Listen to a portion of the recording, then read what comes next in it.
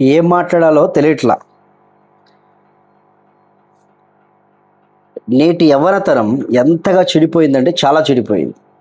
ఈ తరాన్ని మార్చడానికి కష్టమేమో అనిపిస్తూ ఉంది. నోరు తెరిస్తే బూతులు, నోరు తెరిస్తే అపవిత్రమైన మాటలు మాట్లాడుతూ ఉన్నారు. అయితే దీనికి పునాది ఏందో తెలుసా? సినిమాలు పునాది వేస్తూ ఉన్నాయి. సినిమాలు పునాది వేస్తూ ఉన్నాయి. మొన్ననో నిన్ననో ఏదో ఒక వీడియో చూడడం జరుగుతూ వచ్చింది. ఆ వీడియో చూస్తూ ఉండగా అది ఫంక్షన్ ఏదో సాంగ్ ఏదో సినిమాలో ఏదో ఫంక్షన్ జరుగుతూ ఉంది. ఆ ఫంక్షన్ జరుగుతున్న సమయమున ఆ దాంట్లో ఉన్న ఒక సినిమా యాక్టర్ అంట, అతని పేరు, అబ్బాయి పేరు కూడా ఏం తెలియదు, చిన్న వయసు, కేవలం 22-23 సంవత్సరాలు ఉంటాయి. ఆ అబ్బాయి చేతికి మైకి పట్టుకొని ఎంత దరిద్రమైన విధముగా పాటలు పాడుతున్నాడో మీరు చూసారా? చాలామంది చూశారు. మరలా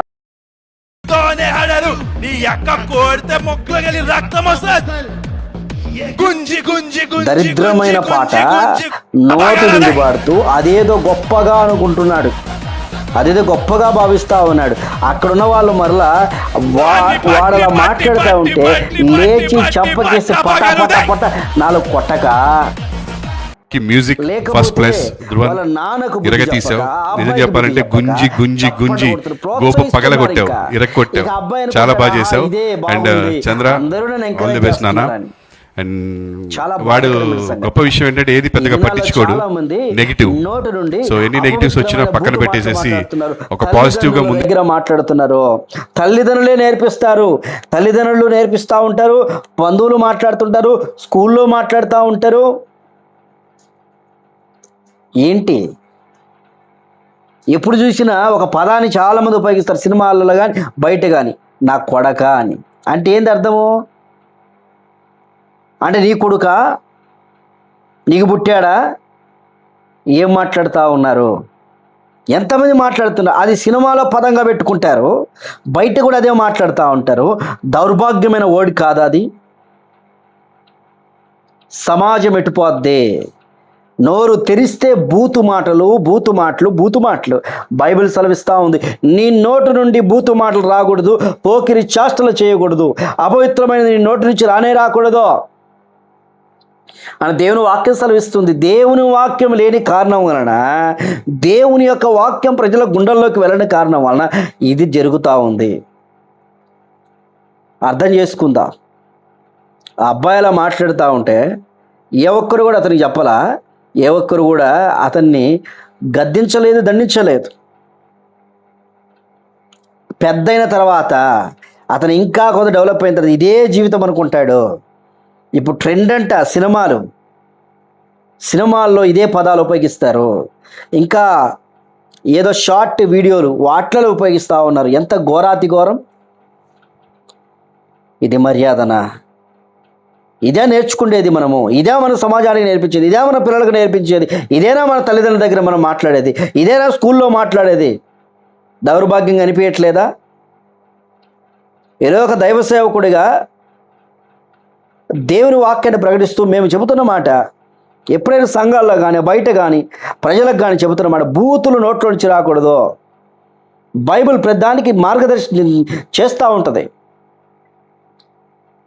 ఎలా జీవిస్తున్నారు, ఎలా బ్రతుకుతున్నారు, ఎలా నడవాలనుకుంటున్నారు, సమాజాన్ని ఏం నేర్పించాలనుకుంటున్నారు తెలియట్లే. బూతు బొమ్మలు, బూతు మాటలు, బూతు జీవితము, బూతు స్వభావము.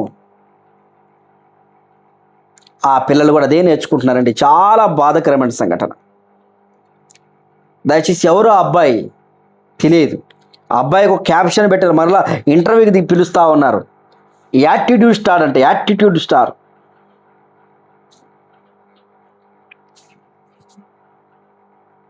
ఏమి యాటిట్యూడ్ ఇదేనా? తమ్ముడు, నీతోనే మాట్లాడుతున్నా డైరెక్ట్గా. తప్పు నాన్న, ఇలా చేయడం చాలా ఘోరమైన పరిస్థితి. నువ్వు గనక ఇలా భవిష్యత్తులో చేస్తే నీకు ఎవరో చెప్పకపోవచ్చేమో. ఇప్పుడు అందరూ నీ గురించి మాట్లాడుతున్న ట్రోలింగ్. ఆ రోజు స్టేజ్ మీద నువ్వు మాట్లాడుతున్నప్పుడు, నువ్వు పాడుతున్నప్పుడు స్టేజ్ మీద కాదండి, పాటకు ముందుగా వాళ్ళ నాన్న ఎవరైనా ఏదో సినిమా సీరియల్లో కూడా ఉంటాడంట, పాటకు ముందుగా ఆ యాక్షన్ చేస్తూ ఉండగా ఆ పాట రాస్తున్నప్పుడు మీ నాన్న నీకు చెబితే బాగుండేది, మీ నాన్న చెప్పలేదేమో కదా,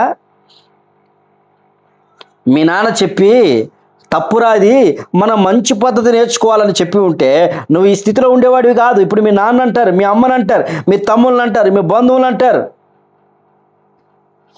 చాలా ఘోరమైన చర్య.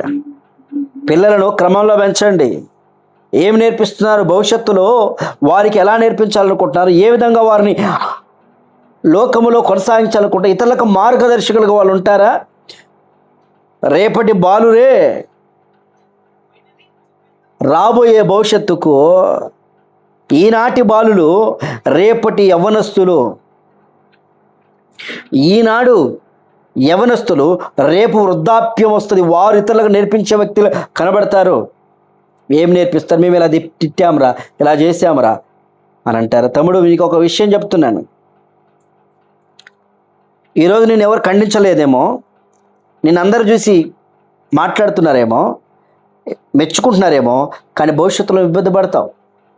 చాలామంది నిన్ను త్రోసేస్తారు, నీ ముందు బాగా మాట్లాడతారు, నీ ముందు అబ్బా నువ్వు హ్యాపీ, నువ్వు గొప్పవాడివిరా, నువ్వు కత్తిరా, చాకురా, గొడ్డలరా అంటారు.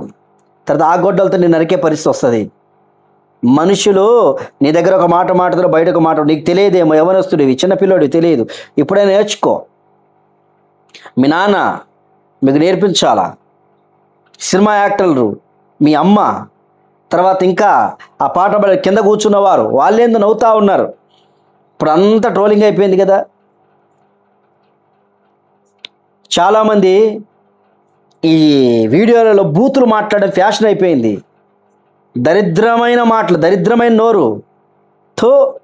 బూతులు నోట్లో నుంచి ఎలా మాట్లాడుకుంటున్నావు? అసహ్యం అనిపించలేదా? ఎంత మన యొక్క మాట ఎంత నీట్గా ఉండాలా. ఎక్కడికన్నా సరే ఇదే బూతు మాట నాకు కరెక్ట్ అని నేను మాట్లాడుతుంటున్నావు, ఎక్కడైనా ఆఫీస్ దగ్గరికి వెళ్ళు, ఇదే బూతు మాటలతో వాళ్ళు మాట్లాడతావా? వాళ్ళ దగ్గర పనులు చేయించుకుంటావా? ఇదే బూతు మాటలతో నీ తండ్రుల దగ్గర ఇలా మాట్లాడతావా? కరెక్ట్ అంటున్నావు కదా. తప్పు. ఘోరాతి ఘోరంలో ఉన్నాం మనం. అర్థం చేసుకోండి. బైబిల్ వాక్యం సెలవిస్తుంది, నీ నోటి నుంచి సరసోక్తులైనను బూతులైనను రాకూడదు. నాలిక అగ్ని లాంటిదంట. నాలిక ఎలా పడితే అలా మాట్లాడుతుంది. ఆ అబ్బాయిని చూసి ఇంకా ఎంతమందో చెడిపోయే తరం కనబడతారు. కాబట్టి చెప్తున్నాను, చిన్న పిల్లలకు తల్లిదండ్రులారా, ఒక బూతు మాట మాట్లాడుతున్న ముఖం మీద కొట్టండి, నోరు మీద కొట్టండి, నాలుక మీద కొట్టండి. ఇక మాట్లాడు వాడు రాబోయే పెద్దతనంలో చాలా ఫ్లూయెంట్గా, డిగ్నిఫైడ్గా మాట్లాడ నేర్చుకుంటాడు. నువ్వు అదే నేర్పిస్తూ ఉంటే, అదే మాట్లాడుకుంటుంటే, పల్లెటూరు వాతావరణంలో కావచ్చు, టౌన్లో కావచ్చు. ఇంతకుముందు పల్లెటూరులో మాట్లాడేవారు తెలియక పాపం వాళ్ళకి. ఇప్పుడు టౌన్లో కూడా ఇదే దౌర్భాగ్యమైన కల్చర్. అర్థం చేసుకోవాలా. జాగ్రత్తగా మన నోరును అదుపు చేసుకొని ఇతరులకు మనము మార్గదర్శకులుగా ఉంటారు.